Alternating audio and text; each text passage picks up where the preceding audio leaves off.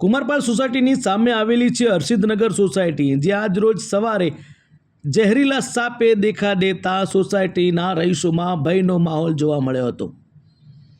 સોસાયટીના રહીશોએ સેવાભાવી લોકોનો સંપર્ક કર્યો હતો, જેના કારણે સાપનું સફળતાપૂર્વક રેસ્ક્યુ કરવામાં આવ્યું હતું અને સાપને જંગલમાં છોડી મૂકવામાં આવ્યો હતો। દૃશ્યમાં જોઈ શકો છો એક ભયાનક સાપ, જેને આપણે કાળોતરો સાપ કહીએ છીએ દેશી ભાષામાં, તેને દેખા દેતા સોસાયટીના લોકોમાં ભયનો માહોલ જોવા મળ્યો હતો।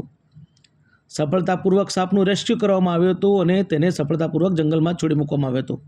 દૃશ્યમાં જોઈ શકો છો સાપે ઘણા બધા દેડકા પણ ખાધા છે અને તેને બહાર કાઢી રહ્યો છે। ગરમીની મોસમમાં સાપ બહાર નીકળતા હોય છે, ત્યારે અમારા ચેનલના દર્શકોને અમે સાવધાન અને સલામત રહેવા માટે અપીલ કરીએ છીએ।